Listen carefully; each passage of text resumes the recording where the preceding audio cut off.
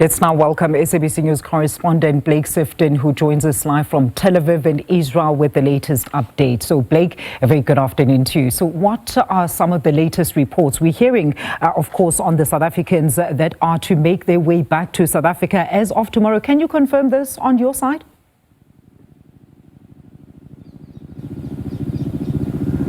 Good afternoon. The latest report we have from today is that a large group of 171 flotilla participants were deported today from an airport in southern Israel to both Greece and Slovakia. A large number of nationalities on that list, including Swedish activist Greta Thunberg, citizens of Greece, Italy, France, Ireland, Sweden, Poland, Germany, Bulgaria, Lithuania, Austria, Denmark, Slovakia, Switzerland, Norway, the UK, and the US. However, as you say, no South Africans were on that list to be deported today, and none up until this point have been deported. There's no information from the Israeli government on why and how and when they deport separate nationalities. However, with today's deportations, it brings to a total of 341 people who have now been deported. That leaves 138 remaining out of the lawyers, the journalists, the members of European Parliament, and the activists, some 470 who were detained at sea after their 42 boats were intercepted by the Israeli Navy. All right, Blake, unfortunately, we're hearing some sort of engine sound. At least it's fading away. So maybe let's get the latest reports right. On my side, stating that some aid seekers have been killed in Gaza today amid the ongoing peace negotiations in Egypt. What we understand is that it started around 10 o'clock this morning, local time. What is the current latest on your side in terms of those peace negotiations?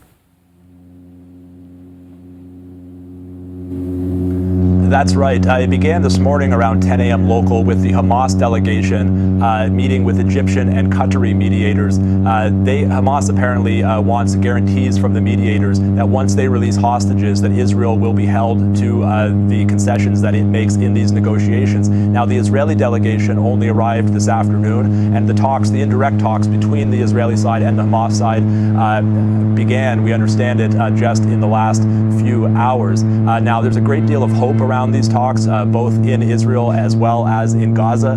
However, there are major obstacles to overcome. To start with, Hamas, according to the deal, must release all Israeli hostages within 72 hours of this deal coming into effect. However, Hamas have reportedly told mediators that timeline is unrealistic, that it will take them longer to retrieve the bodies of deceased hostages, some of whom are believed to be buried under the rubble.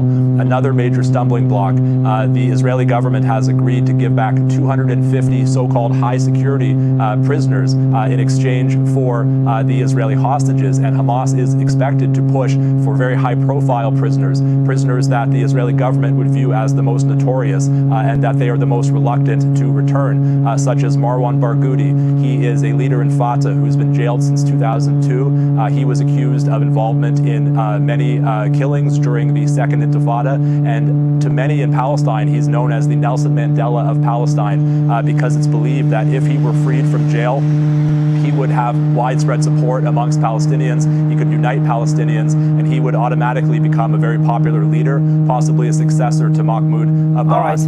As well, another key issue is the withdrawal. All right, Blake, unfortunately, we have to leave it there. We are struggling to get audio from your side there due to that engine sound that is currently in the background there. That was Blake Sifton, SABC News correspondent, live to us in Tel Aviv with the very latest on the peace talks, as Hamas representatives are currently in Cairo with those peace talks.